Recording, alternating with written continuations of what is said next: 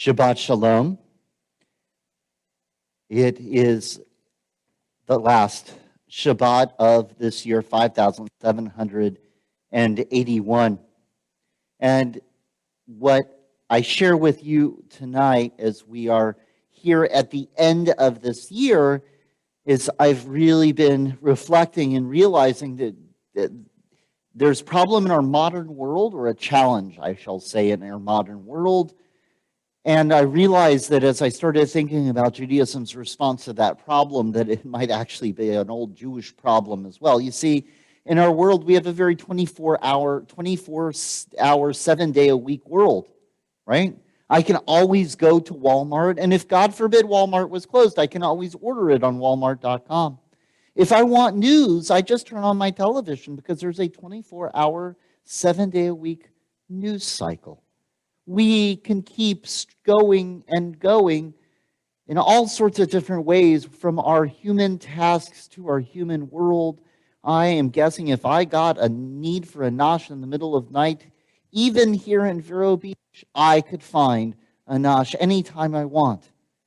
Our world just keeps going, and sometimes feeling like it's spinning faster and faster.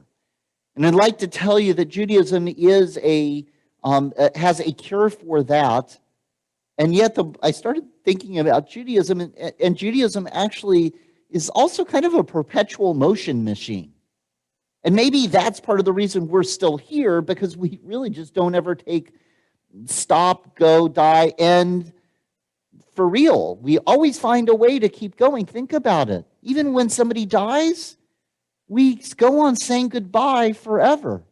And if you're worried about the fact that I'm saying death and it's not an end because we always are saying goodbye, we also created an infinity before life in this week's Torah portion.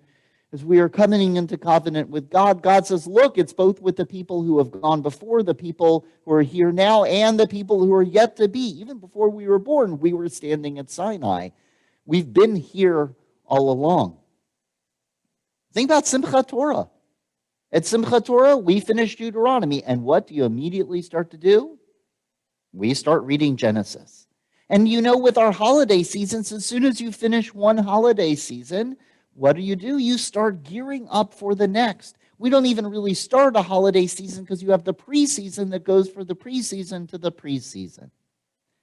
And what is one of the Hebrew words for stop? We cracked up when this happened in Israel.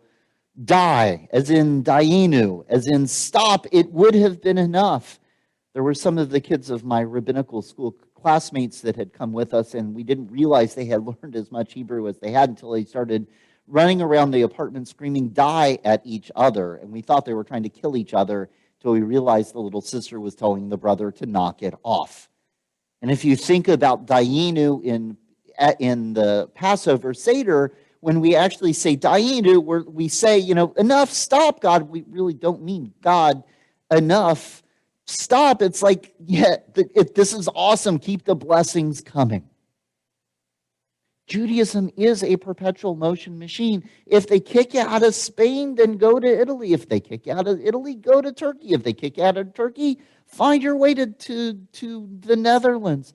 If you go from one place, go to the other. We always find a way somehow just to keep going. It is amazing. It is extraordinary. And yet it also has those challenges. It is, if we're always in motion, sometimes it's hard to get that sense of perspective of where you've been and where you're going. There is something powerful about stopping. About stopping for Shabbat, about stopping in the midst of our time and motion, to rest, to reflect, to renew, just to change perspective. This year, 5,782, is actually something called the sabbatical year, the Shemitah. And the Shemitah is full of lots of things that just stop.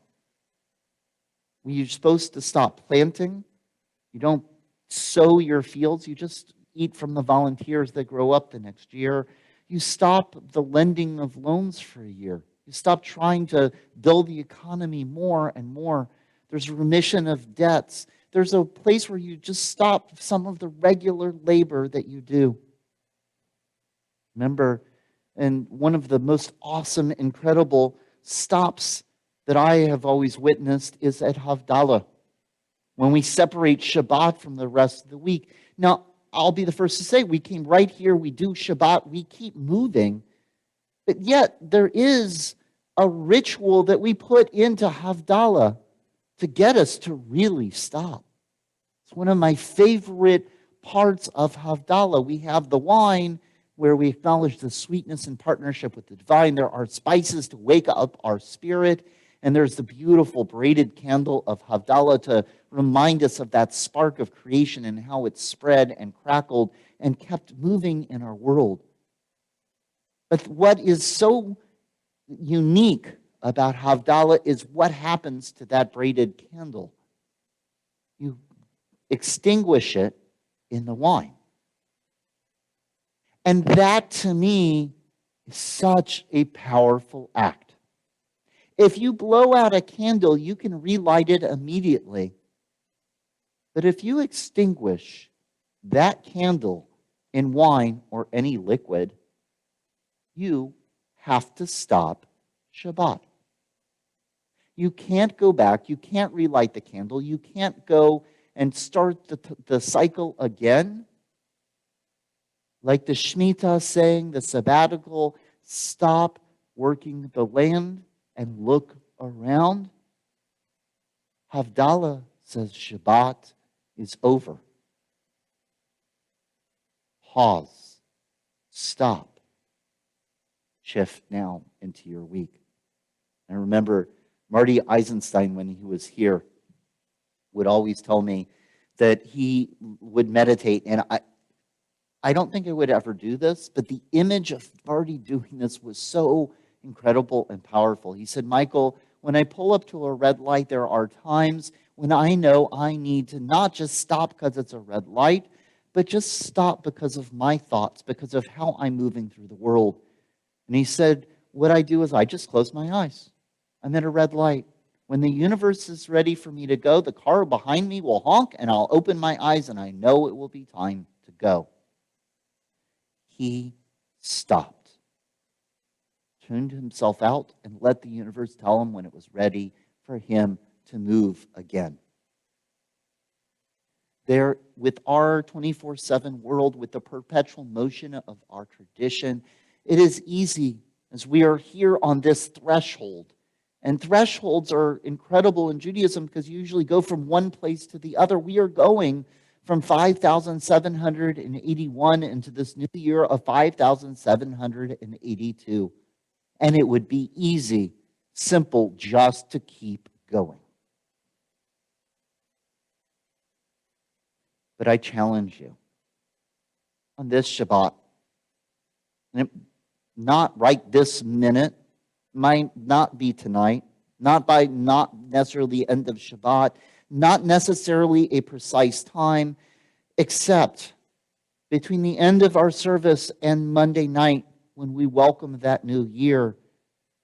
I challenge you not just to keep going and moving from one moment to the next, but find a few minutes at least just to stop. To let this year of 5,781 wind down and let your body, let your spirit come to a rest.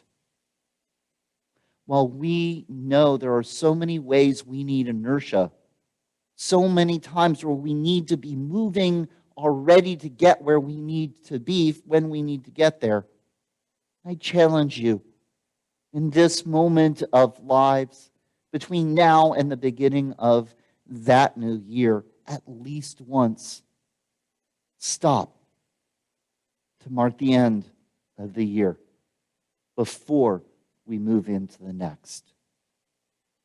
Ken Yehi Ratzon. May the transcendent give us that energy to stop. Amen. Shabbat Shalom.